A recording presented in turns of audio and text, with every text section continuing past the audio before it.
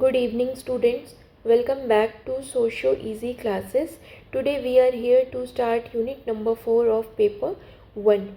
Unit number 4 of paper 1 is entirely dedicated to the section of thinkers. Starting with Karl Marx itself, you have to prepare 6 thinkers in unit number 4 of paper 1. So starting with Karl Marx, followed by Emile Durkheim, Max Weber, Talcott Parsons, R.K. Merton, and then you have G.H. Mead. So in this way you have 6 thinkers to prepare in unit number 4 of paper 1. So before starting unit number 4, I would like to tell you the importance of unit number 4. And when I say unit number 4 is important, then listen to me very carefully. See, in sociology optional paper, the entire syllabus has been divided between paper 1 and paper 2. Each paper consisting 250 marks. This means you have to prepare for 500 marks in total. Okay. Now, paper 1 consists of 10 units. Paper 2 also consists of 10 units. This means you have to prepare for 20 units for 500 marks. Okay, you have to prepare 20 units for 500 marks in sociology optional paper. Now here, how unit 4 becomes important. Suppose you have ignored unit number 4, or you have not learned the core philosophy of these 6 thinkers, how it is going to impact your sociology optional paper. See, as I told you, there are 20 units in sociology optional for 500 marks. The thinkers belonging to unit number 4, their ideas, their keywords, their references, their theories, or simply say the language used by them. Okay, the language used by these 6 thinkers is going to be reflected either directly or indirectly in both the papers, or simply say these 20 units. Okay, so you can say unit number 4 or these 6 thinkers forms the backbone of your entire syllabus. Okay, so if you have not understood the core philosophy of these thinkers, then you are going to do blunder to your optional paper. There is no sense of preparing another units. Why? Because I told you the ideas, the keywords, the theories, the references they have made, or simply the language they have used is going to be repeated, is going to be reflected either directly or indirectly in the entire paper. Okay, now the next important thing about unit number 4 is, see what UPSC wants from you. UPSC wants you to write a sociological answer when you are writing sociology optional paper. Have you ever thought the meaning of this word sociological? How your answer becomes sociological? That is different from a general answer. Okay, that is different from a general answer. An answer becomes sociological only when you use the ideas, the keywords, the terms, the references, the theories these thinkers have given in your answer. Okay, this gives a fair chance to you to score a very good mark as compared to the student who is writing a general answer. Did you understand? What I am trying to convey is, your answer becomes sociological when you reflect these thinkers in your answer, when you use their language in your answer, then your answer automatically becomes sociological. Okay, to make answer sociological, you do not have to learn sociological keywords, or you have to purchase some Oxford dictionary of sociology. Okay, you don't need to do that. Okay, you just have to learn the words used by thinkers, the keywords they have used, the terms they have used, and you have to reflect these things in your answer. You have to reflect their language in your answer, and in this way your answer becomes sociological, and here you have a fair chance to get a good mark as compared to the student who is writing a general answer in sociology paper, in optional paper, because general answer is reserved for, or the general language is reserved for the GS paper. Okay, so here you have the edge to score a very good mark. Okay, and that makes a difference to your merit list also. Clear? So let's start unit number 4. Today we are here to start Karl Marx. Karl Marx has given 4 theories: historical materialism, mode of production, alienation, and class struggle. But in this class I am not going to discuss any of these theories, because first of all I want to give you an overview about this person, about Karl Marx. Clear? So that when you read these topic separately, you would be able to recollect. Okay, you would be able to recollect. Okay, so पहले आज overview से start करते हैं. इन्होंने क्या language use किया है, क्या कीवर्ड्स दिया है, इन्होंने किस सिचुएशन में लिखी है अपनी थीसिस, अपनी सोशोलॉजिकल थॉट्स कौन से इन्होंने बैकग्राउंड में लिखा है, पहले उसको समझते हैं. सो दैट जब आप आगे अलग अलग लेक्चर्स में इन चारों थ्योरीज को पढ़ोगे, so that you would be able to recall also and connect these theories as well. Okay, connect to these theories as well. Okay, clear? So starting with the background, Karl Marx, you know, the जो इनकी जो सोच है, इतनी revolutionary है, इतनी बढ़िया इन्होंने थीसिस लिखी है, क्या इन्होंने गज़ब का एनालिसिस किया है. तो you know, he has been awarded with the status of one of the greatest thinker of 19th century. Okay, ये स्टेटस इनको मिला है.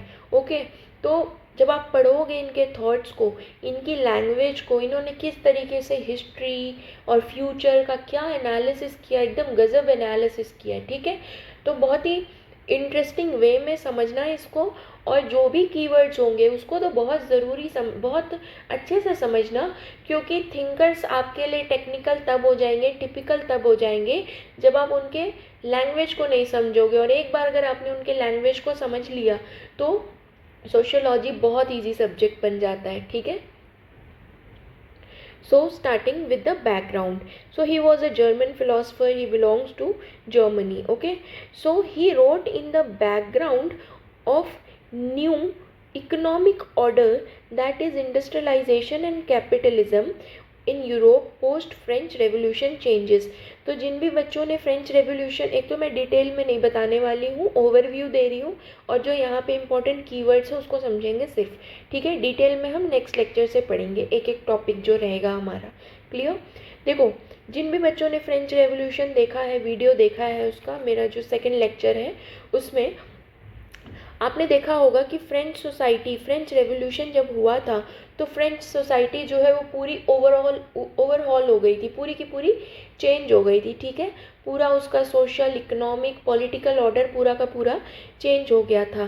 पहले जो फ्रेंच सोसाइटी थी वहाँ पे जो इकोनॉमिक ऑर्डर था, ठीक है, वो कैसा था? It was a feudal society. Feudal का मतलब when land was the central to economic system, and on the centrality of land the social hierarchy was formed. Okay, जिसके पास जितनी ज़मीन है उतना ही उसकी सोशल पोजीशन होती थी. ठीक है, तो फ्रेंच रेवोल्यूशन ने फ्यूडलिज्म को ख़त्म कर दिया और एक नई सोसाइटी आई उस समय, जहाँ पे इकोनॉमिक चेंजेस भी आए.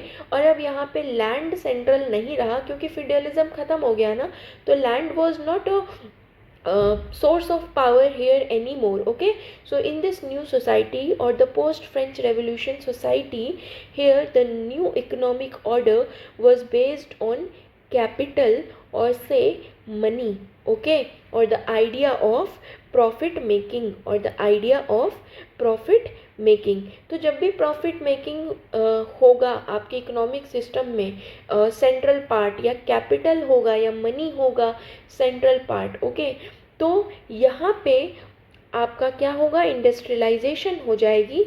ठीक है, क्योंकि अब आप प्रॉफिट मेकिंग करोगे and you will invest money. Okay, and when you will invest money you will focus on profit making, and for profit making industries will be set up. Okay, industries जो है वो setup होंगे. Industries जब setup होंगे तो नया economic order क्या हुआ, इंडस्ट्रियलाइजेशन हो गया. ठीक है, सोसाइटी में इंडस्ट्रीज जो है वो हाई लेवल पे सेटअप होने लगी.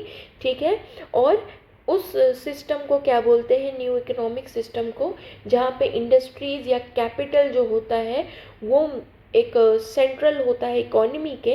That system is capitalism. Okay, capitalism. Okay, क्या होता है capitalism, when the capital becomes or the money becomes or the idea of profit making becomes important or central to the economic system, then that economic system is called capitalism. Okay, तो Karl Marx ने जिस background में लिखा है वो समय कैसा था, इंडस्ट्रियलाइजेशन का, बहुत सारी इंडस्ट्रीज बन रही थी एंड बहुत सारा इंडस्ट्रियल बैकग्राउंड जो है वो डेवलप हो चुका था.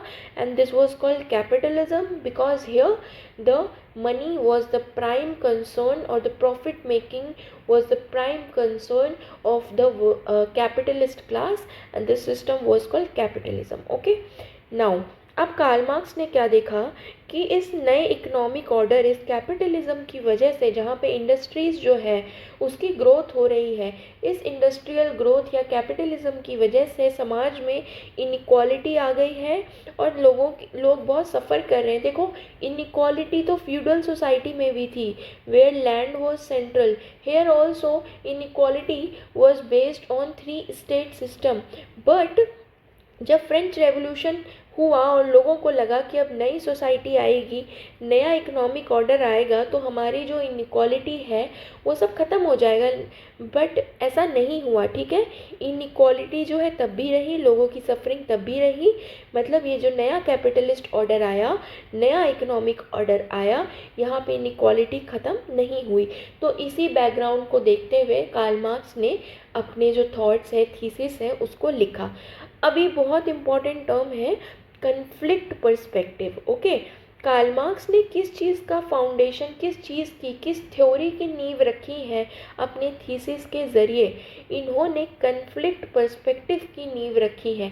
कन्फ्लिक्ट पर्सपेक्टिव क्या होता है उसको समझने से पहले एक टर्म समझेंगे, स्ट्रक्चरल फंक्शनल थीसिस. ठीक है, स्ट्रक्चरल फंक्शनल थीसिस जो है ये क्या कहता है कि सोसाइटी में कोई भी स्ट्रक्चर है. ठीक है, कोई भी स्ट्रक्चर है, structure in the sense be it political, economic, religious और फैमिली.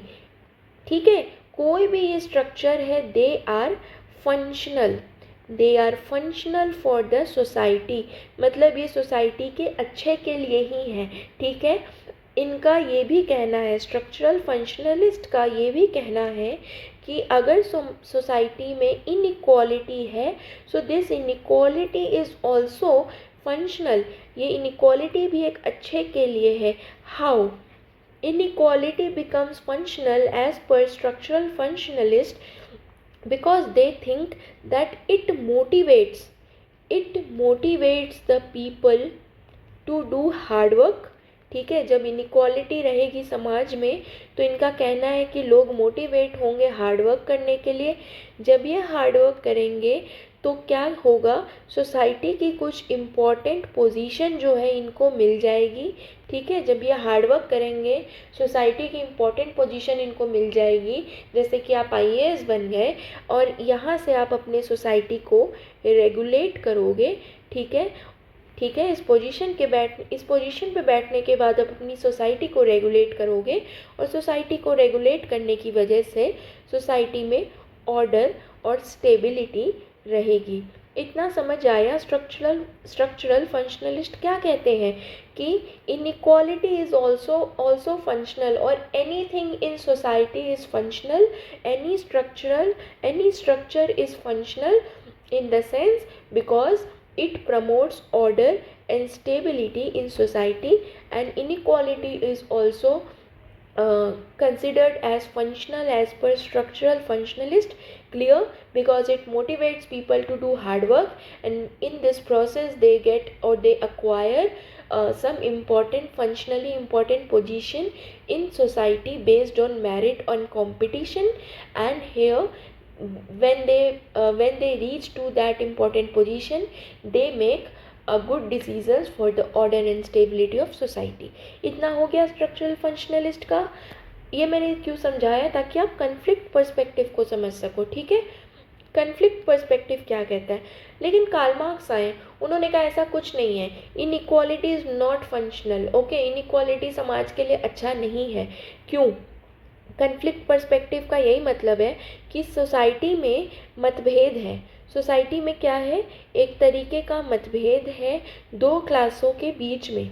ठीक है, टू क्लासेस के बीच में। एक है आपका कैपिटलिस्ट क्लास, एक है आपका वर्किंग क्लास। कार्ल मार्क्स कहते हैं कि जो कैपिटलिस्ट क्लास और वर्किंग क्लास के बीच में जो इनइक्वालिटी है ना, इट इज़ नॉट फंक्शनल।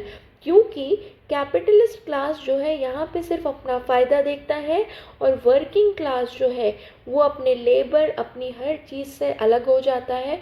उसका सोसाइटी के किसी भी रिसोर्स पे कंट्रोल नहीं है, और इसी की वजह से वो जो है बहुत ही ज़्यादा एक्सप्लॉइटेड होता है, बहुत ही ज़्यादा उसके साथ इनइक्वालिटी होती है। आप अपने ही समाज में देख लो ना, जो हमारा लेबर क्लास है और जो ये कैपिटलिस्ट क्लास है, अंबानी है, इनइक्वालिटी नहीं है क्या? है ना?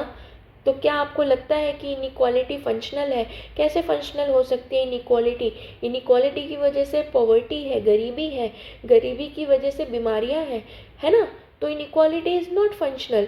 तो कार्ल मार्क्स कहते हैं कि ये जो दो क्लासेस हैं, capitalist class and working class, इन दोनों के बीच में कन्फ्लिक्ट है, बहुत ज़्यादा मतभेद है, and this conflict is because of the unequal position of these classes.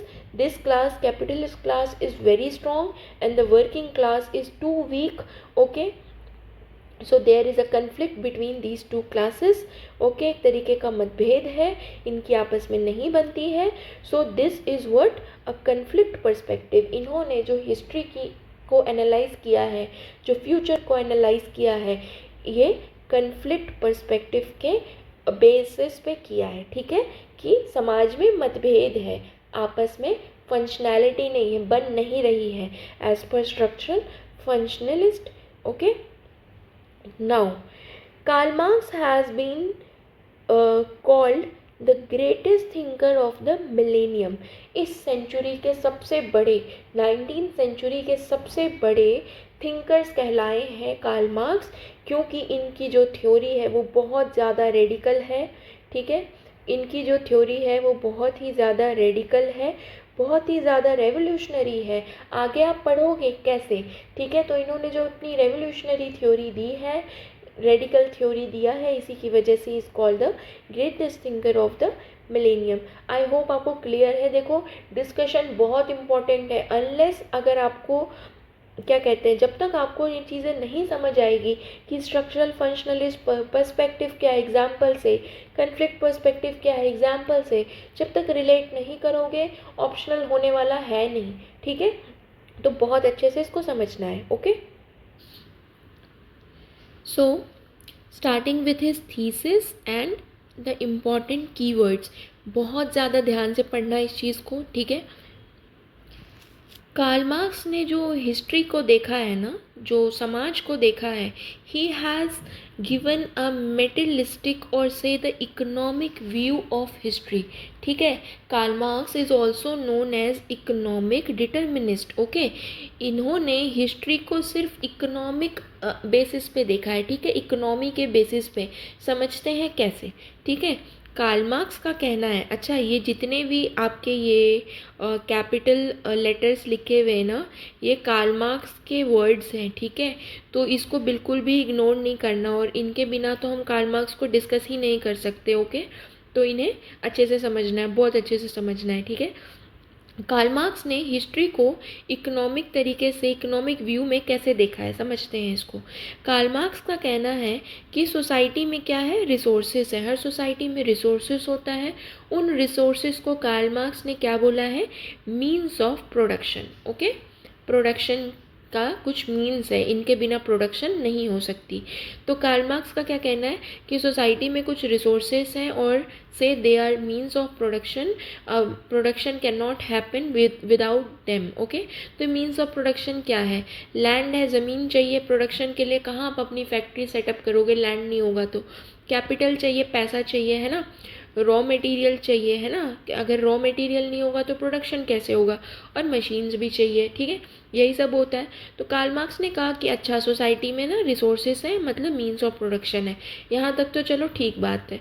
आगे क्या होता है, कार्ल मार्क्स कहते हैं कि दो तरीके के ग्रुप फॉर्म हो रहे हैं सोसाइटी में, एक है डोमिनेंट ग्रुप, एक है पावरलेस ग्रुप। ठीक है, कार्ल मार्क्स कह रहे हैं कि दो टाइप के ग्रुप फॉर्म हो रहे हैं सोसाइटी में। क्यों हो रहे हैं भाई दो टाइप के ग्रुप फॉर्म? क्योंकि जिन लोगों ने इस मीन्स ऑफ प्रोडक्शन को कंट्रोल कर लिया, ठीक है, वो क्या बन गए, डोमिनेंट ग्रुप। वो क्या बन गए, डोमिनेंट ग्रुप। जिन्होंने land, capital, raw material, machine, इन सब को या प्रोडक्शन प्रोसेस को जो है वो मीन्स ऑफ प्रोडक्शन को कंट्रोल कर लिया, तो they form the dominant group. और जिनके हाथ में ये सब चीज़ें नहीं है, जिनके हाथ में रिसोर्स का या मीन्स ऑफ प्रोडक्शन का कंट्रोल नहीं है, they are called powerless group. इतना clear? Now next term, have और हैव नॉट। कार्ल मार्क्स का कहना है कि जिनके पास, ये कार्ल मार्क्स के टर्म्स है, हैव्स एंड हैव नॉट। इसको समझो क्या मतलब है। हैव का मतलब वो हो गया जिन्होंने मीन्स ऑफ प्रोडक्शन या रिसोर्सेज को कंट्रोल कर लिया, मतलब आपका डोमिनेंट ग्रुप है ना। तो यही डोमिनेंट ग्रुप हैव कहलाता है। ठीक है, हैव्स कहलाता है। हैव्स का मतलब having control over the resources और the means of production. Clear? Now you have not, तो हैव नॉट कौन होंगे, पावरलेस ग्रुप होंगे ना। They do not have any control over the resources और the means of production, so they are have not. Okay, examples मैं आपको बता देती हूँ। आज की जो हमारी सोसाइटी है, it is a capitalist society. तो कैपिटलिस्ट सोसाइटी में एक तरफ आपके अंबानी है और एक तरफ जो है लेबर क्लास है। तो ये अंबानी या फिर कैपिटलिस्ट क्लास जो है, अंबानी अडानी जो है, they are dominant group, or say they are haves because they have control over the resources or the means of production. And here the working class or the labor class, they are have not or the powerless group. They are have not or the powerless group because they do not have any control over the resources, or in the language of Karl Marx, they do not have control over the means of production. इतना clear है? ठीक है, next देखते हैं। अब Karl Marx क्या कहते हैं, देखो हर एक चीज़ ना एक दूसरे से जुड़ी हुई है। पहले हमने समझा रिसोर्सेस हैं जिसको मीन्स ऑफ प्रोडक्शन कहते हैं, जिन्होंने कंट्रोल कर दिया वो डोमिनेंट ग्रुप या हैव कहलाता है, जिसने कंट्रोल नहीं किया वो पावरलेस ग्रुप या हैव नॉट कहलाता है। ठीक है, मैंने ये स्लाइड ऐसे ही बनाई है कि आप एक एक पॉइंट को ना लिंक कर सको। ठीक है, एक एक पॉइंट को लिंक कर सको। तो नेक्स्ट पॉइंट पढ़ते हैं, ये भी ऊपर वाले पॉइंट से लिंक्ड है। ठीक है, अब कार्ल मार्क्स क्या कहते हैं कि अब जिन लोगों ने मीन्स ऑफ प्रोडक्शन को कंट्रोल कर लिया, मतलब किसकी बात हो रही है, डोमिनेंट ग्रुप या have not, sorry have class की बात हो रही है। जिन लोगों ने इस मीन्स ऑफ प्रोडक्शन या रिसोर्सेज को कंट्रोल कर लिया है, अब ये किस चीज़ को कंट्रोल करेंगे, फोर्सेस ऑफ प्रोडक्शन को। आई बात समझ में? जिन लोगों ने मीन्स ऑफ प्रोडक्शन या सोसाइटी के रिसोर्सेज को कंट्रोल कर लिया है, वो लोग अब किसको कंट्रोल करेंगे, फोर्सेस ऑफ प्रोडक्शन को एक नया कीवर्ड आ गया जो कार्ल मार्क्स ने दिया है। क्या होता है forces of production? Means of production तो आप समझ गए, अब समझते हैं फोर्सेस ऑफ प्रोडक्शन को। तो फोर्स ऑफ प्रोडक्शन क्या होता है? जिसमें लैंड, कैपिटल, रॉ मटेरियल या मशीनरी के अलावा ह्यूमन का लेबर भी आ जाता है। ठीक है, समझो इसको एग्जाम्पल से। जैसे डोमिनेंट ग्रुप या हैव क्लास कौन हो गया? कैपिटलिस्ट क्लास, अडानी अंबानी हो गए। ओके, अब इन लोगों ने, ठीक है, मीन्स ऑफ प्रोडक्शन तो कंट्रोल कर ही लिया, लेकिन इन्होंने क्या किया? मीन्स ऑफ प्रोडक्शन को कंट्रोल करने के साथ साथ जो वर्किंग क्लास है, वो जो लेबर कर रहा है, वो जो मेहनत कर रहा है, उन्होंने उसको भी कंट्रोल कर लिया। ठीक है, ह्यूमन लेबर को भी कंट्रोल कर लिया। मतलब फिजिकल लेबर तो उन्होंने in the form of means of production किया ही था कंट्रोल, लेकिन अब ह्यूमन लेबर को भी कंट्रोल कर लिया। तो जब मीन्स ऑफ प्रोडक्शन और ह्यूमन लेबर, मतलब फिजिकल लेबर और ह्यूमन लेबर जब एक साथ कहलाएंगे तो उन्हें हम क्या कहते हैं? Forces of production. So force of production क्या है? एफओपी। एफओपी क्या है? Means of production means physical labour plus human labour और the working class, labour of working class. Okay, तो क्लियर? इनका कहना है कि जिन लोगों ने मीन्स ऑफ प्रोडक्शन को कंट्रोल किया, उन्होंने फोर्सेस ऑफ प्रोडक्शन को भी कंट्रोल कर लिया, जिसको हम ह्यूमन लेबर या प्रोडक्टिव फोर्सेस कहते हैं। ठीक है, क्योंकि अगर ह्यूमन लेबर होगा ही नहीं तो इन सब का क्या करोगे? ये तो रखे के रखे ही रह जाएंगे ना, अगर कोई लेबर ही नहीं होगा।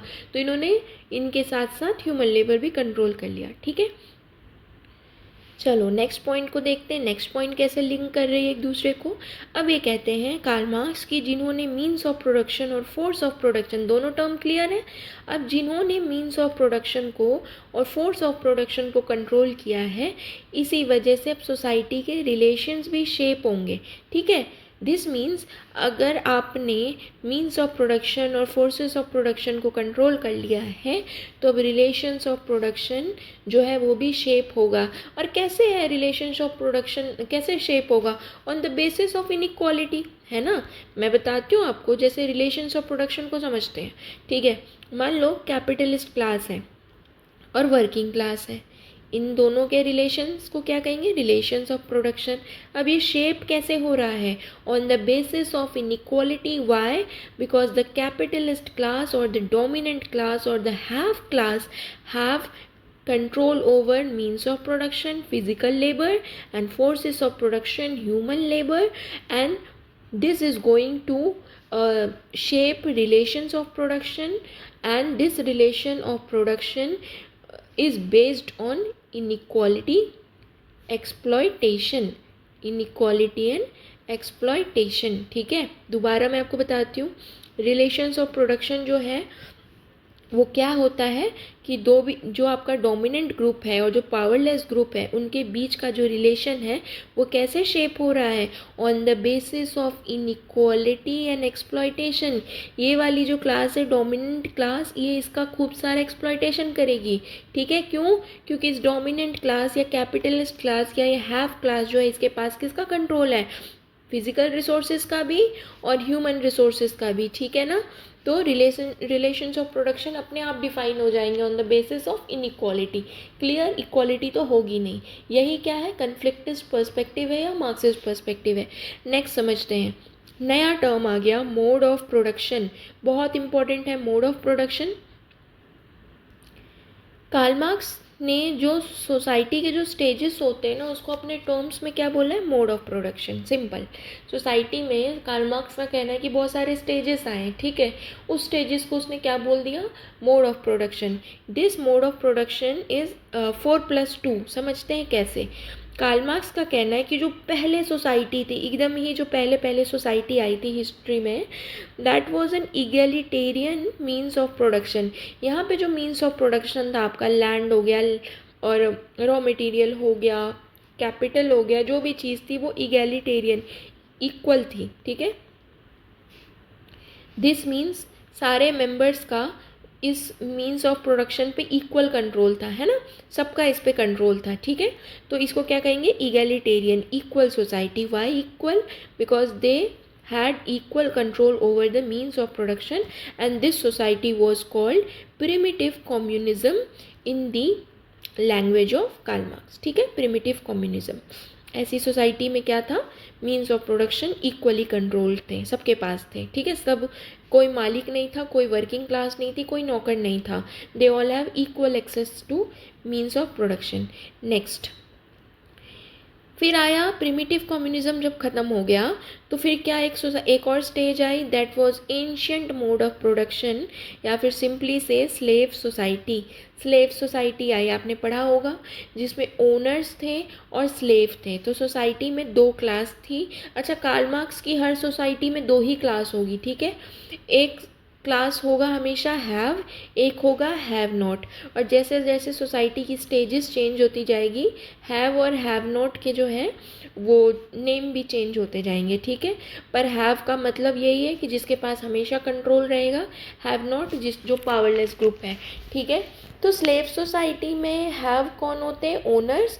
और कार्ल मार्क्स ने कहा कि स्लेव सोसाइटी में हैव नॉट्स कौन थे, जो स्लेव्स थे. ठीक है, जो नौकर थे. ठीक है, जो गुलाम थे इन ओनर्स के. ठीक है, सो ऑब्वियसली अगर ये गुलाम है तो they were called have not in slave society. अब नेक्स्ट पे चलते हैं. फिर मेडिवियल मोड ऑफ प्रोडक्शन आ जाता है, या फ्यूडल सोसाइटी. फ्यूडल सोसाइटी मैंने आपको बता दिया कौन था, जिसमें लैंड वॉज सेंट्रल. तो यहाँ पे दो टाइप के, मैंने कहा ना, कार्ल मार्क्स के सोसाइटी में हमेशा दो क्लासेस होनी है हमेशा. ठीक है, तो कंफ्यूज होना ही नहीं है, दो ही क्लासेस रहेंगी. ठीक है, अब फ्यूडल सोसाइटी जहाँ पे लैंड वॉज सेंट्रल, यहाँ पे दो टाइप के रिलेशंस आएंगे. एक आएगा फ्यूडल लॉर्ड, एक आएगा सर्फ. फ्यूडल लॉर्ड कौन, जिसके पास सबसे ज़्यादा लैंड का कंट्रोल है. ठीक है, Lord, so he was called Lord. और सर्फ कौन होगा, जो उसके ज़मीन पे काम करेगा, लेबर करेगा. मतलब यहाँ पे हैव कौन है, फ्यूडल लॉर्ड, और यहाँ पे हैव नॉट कौन है, सर्फ. ठीक है, जो पीजेंट होगा, जो नौकर होगा वो. ठीक है, नेक्स्ट पे चलो. अब कार्ल मार्क्स का कहना है कि जो मॉडर्न सोसाइटी आती है, मतलब जो आज की सोसाइटी है, यहाँ पे कार्ल मार्क्स कहते हैं कि it is a capitalist society. Capitalist society का मतलब मैंने आपको बता दिया, कौन सी सोसाइटी, जहाँ पे मनी और the capital is central to the means of production. ठीक है, ठीक है. तो कैपिटलिस्ट सोसाइटी में कार्ल मार्क्स ने ये अपनी लैंग्वेज दी, अपने टर्म्स दिए. ठीक है, एक क्लास आती है बूर्जुआ क्लास और द कैपिटलिस्ट क्लास. तो वो क्लास जिसके पास सारा का सारा कंट्रोल है. किस पे कंट्रोल है, मीन्स ऑफ प्रोडक्शन पे, फोर्स ऑफ प्रोडक्शन पे. ठीक है, तो ये क्लास कौन है, कैपिटलिस्ट क्लास, या फिर कार्ल मार्क्स की टर्म्स में बूर्जुआ क्लास. ठीक है, और एक और क्लास आ जाती है वर्किंग क्लास. कार्ल मार्क्स के टर्म्स में क्या कहेंगे, प्रोलिटेरिएट क्लास. ठीक है, मतलब इसका जो है कोई कंट्रोल नहीं है मीन्स ऑफ प्रोडक्शन या फोर्सेस ऑफ प्रोडक्शन पे. ठीक है, तो यहाँ पे हैव कौन है, बूर्जुआ क्लास, और हैव नॉट कौन है, प्रोलिटेरिएट क्लास. ठीक है, क्लियर, इतना क्लियर मोड ऑफ प्रोडक्शन. अब देखते हैं, ये 4 हो गए, 2 और कौन से हैं. कार्ल मार्क्स ने कहा, जब कार्ल मार्क्स थे ना उस टाइम पे कैपिटलिस्ट सोसाइटी थी. ठीक है, अब कार्ल मार्क्स ने प्रिडिक्ट किया कि ये जो 4 मोड ऑफ प्रोडक्शन है, इसके बाद भी 2 आएंगे, इसके बाद भी 2 आएंगे. ये कौन से हैं. कार्ल मार्क्स ने कहा कि एक फ्यूचर सोसाइटी आएगी, एक आएगी सोशलिस्ट सोसाइटी और एक आएगी कम्युनिस्ट सोसाइटी. सोशलिस्ट सोसाइटी जो है, कम्युनिस्ट सोसाइटी बहुत अच्छे से डिस्कस करेंगे, टेंशन मत लेना. ठीक है, सोशलिस्ट सोसाइटी वो होगी जो एक जस्ट सोसाइटी होगी, यहाँ पे न्याय होगा. ठीक है, यहाँ पे जो डिस्ट्रीब्यूशन है वो दोबारा होगा. ठीक है, सोशलिस्ट सोसाइटी में. ठीक है, यहाँ पे रिसोर्सेज का कंट्रोल जो है वो हैव की क्लास से, हैव क्लास के हाथों से निकल जाएगा. और जितने भी ये प्रोलिटेरिएट क्लास है, जो ये नेक्स्ट जो इस सोसाइटी में जाएंगे, वो इसको दोबारा से डिस्ट्रीब्यूट करेंगे ताकि सबके पास इक्वल एक्सेस हो पाए. और फिर जब ये वापस से रीडिस्ट्रीब्यूशन कर देंगे, सोसाइटी में न्याय कर देंगे जब ये लोग, उसके बाद कौन सी सोसाइटी आ जाएगी, क्लास सोसाइटी, कम्युनिस्ट सोसाइटी. ये कम्युनिस्ट सोसाइटी बिल्कुल प्रिमिटिव कम्युनिज्म सोसाइटी की तरह होगी, जो ईगैलिटेरियन होगी या इक्वल होगी. अगर यहाँ पे कोई भी means of production, force of production होगा तो वहाँ पे सबका कंट्रोल होगा, या फिर ईगैलिटेरियन सोसाइटी होगी. समझे. तो हिस्ट्री कैसे स्टार्ट होती है एज पर कार्ल मार्क्स, प्रिमिटिव कम्युनिज्म से और ख़त्म भी होती है इक्वालिटी पे, ठीक है। यहाँ भी इक्वालिटी से स्टार्ट हो रही है और यहाँ भी इक्वालिटी से ख़त्म होगी, ठीक है। तो इस तरीके से 4+2 classes. Okay, very important mode of production, बहुत अच्छे से इसको याद रखना है। ओके, तो देखो कार्ल मार्क्स कहते हैं कि कोई भी सोसाइटी है या जो मोड ऑफ प्रोडक्शन है, मोड ऑफ प्रोडक्शन मतलब स्टेजेस ऑफ सोसाइटी, ये दो पार्ट्स में होती है, ठीक है। किसी भी सोसाइटी के दो हिस्से हैं, ठीक है। मैं यहाँ फ्यूचर सोसाइटी की बात नहीं कर रही हूँ, सोशलिज्म एंड कम्युनिज्म की। मैं यहाँ स्लेव सोसाइटी, फ्यूडल सोसाइटी और कैपिटलिस्ट सोसाइटी की बात कर रही हूँ, या ठीक है। तो यहाँ पे कार्ल मार्क्स का कहना है कि इनके दो हिस्से होते हैं, economic infrastructure and social superstructure, ठीक है।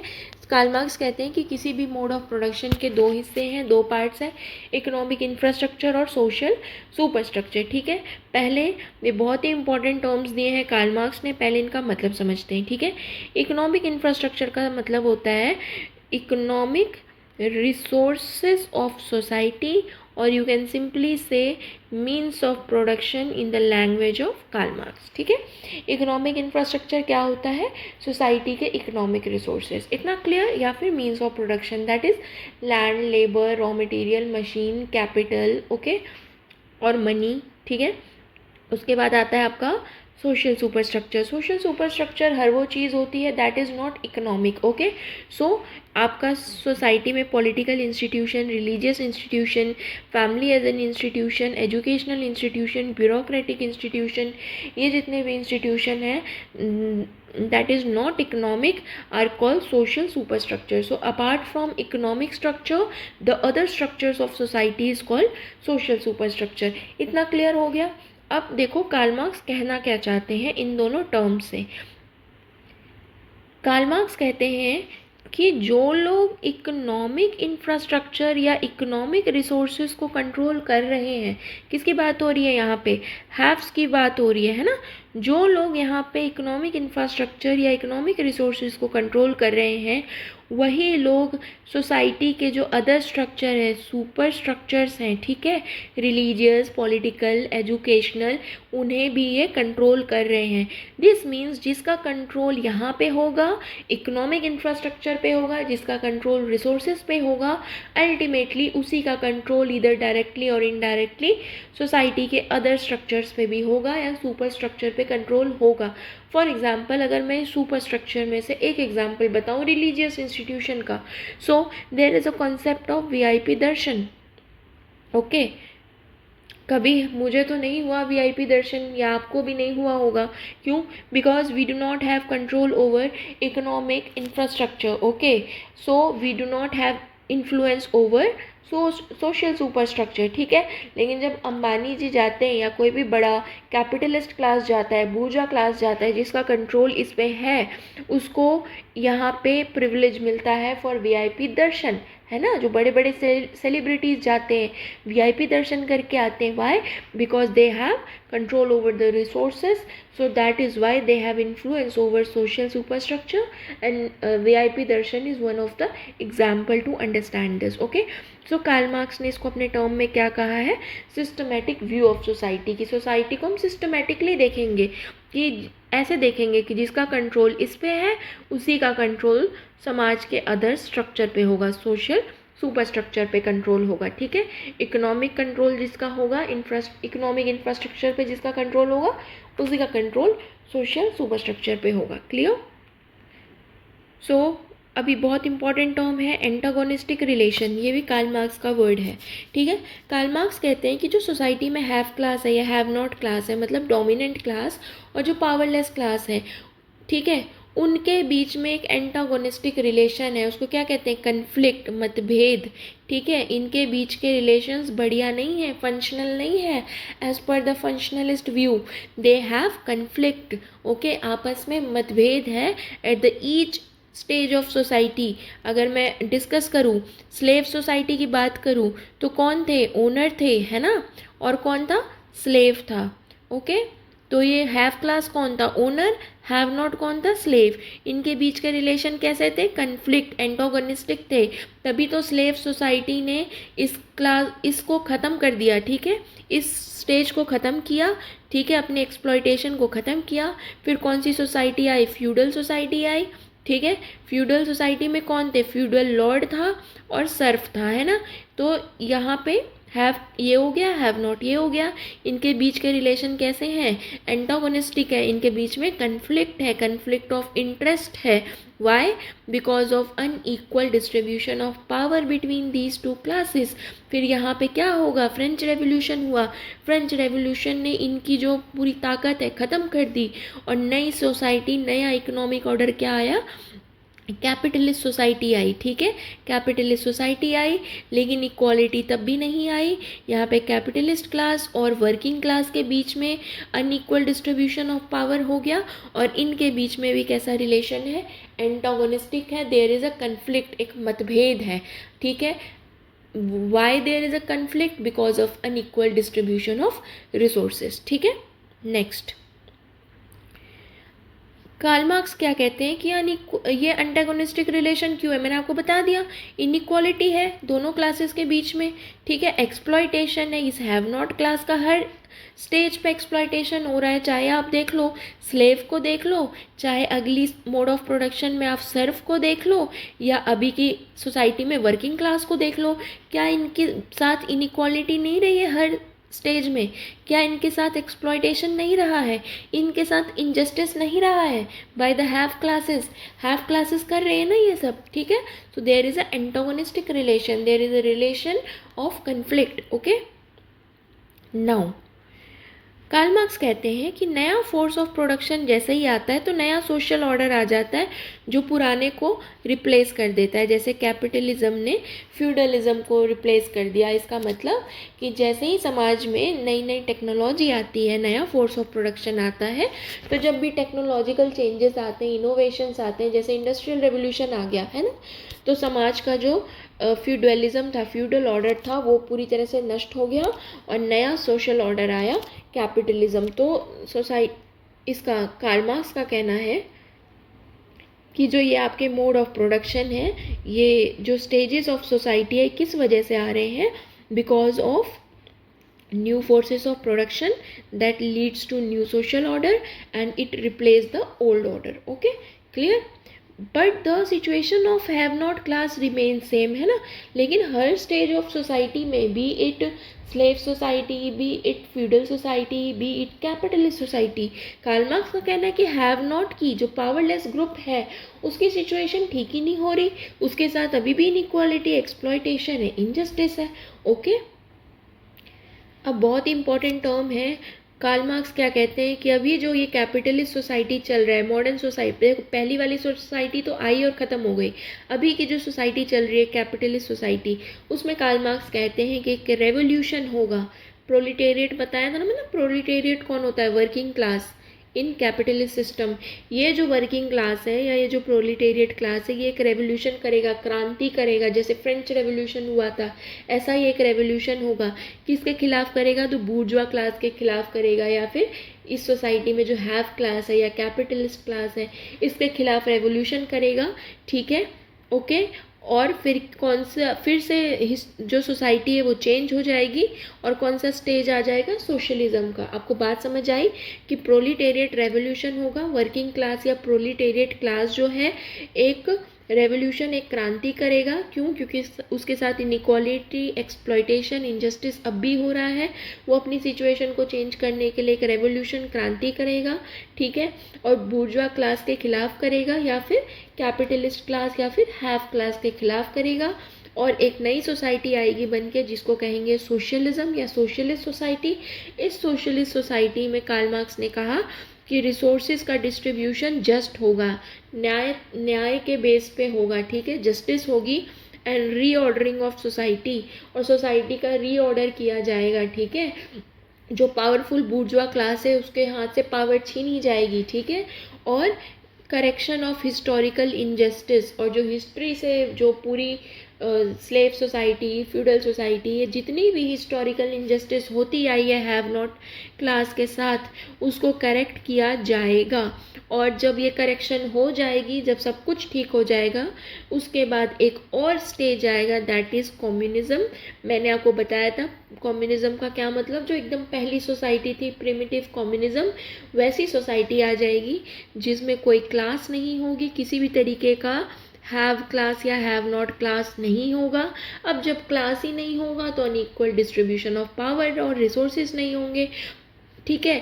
तो सोसाइटी कैसी होगी, इगैलिटेरियन होगी, इक्वल होगी, स्टेटलेस सोसाइटी होगी, है ना। कार्ल मार्क्स का कहना है कि समाज कैसा होगा, उस पर कोई स्टेट नहीं होगा, कोई गवर्नमेंट नहीं होगी। क्यों?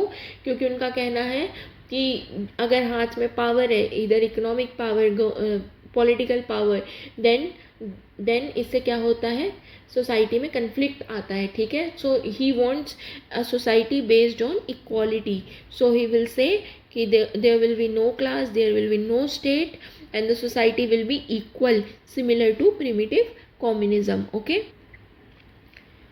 सो स्टूडेंट्स, आई होप आपको आज की डिस्कशन क्लियर हुई हो। देखो, एक एक वर्ड को समझना बहुत इंपॉर्टेंट है, नहीं समझोगे तो फिर जस्टिफाई नहीं कर पाओगे अपने पेपर के साथ, ठीक है। और उसको जैसे जैसे क्या कहते हैं उसको, आप अपने नोट्स के साथ पढ़ो अच्छे से, और अपनी लैंग्वेज में भी समझो, अपने टीचर से भी समझो, अगर आप मेरी वीडियोस को देख रहे हो तो उससे भी समझो, और डिटेल में तो समझना इम्पॉर्टेंट है ही, क्योंकि थिंकर्स को यू कैन नॉट मिस। एक बार क्या होता है ना, जब थिंकर्स का टॉपिक कंप्लीट हो जाता है ना, पूरा का पूरा सिलेबस आपके लिए ईजी हो जाता है, ठीक है। So if you have like this class, just do like, share and subscribe, ठीक है। अपने दोस्तों को भी शेयर कर दो, ओके। और अगली क्लास में हम हिस्टोरिकल मटेरियलिज्म स्टार्ट कर देंगे, ओके। Thank you.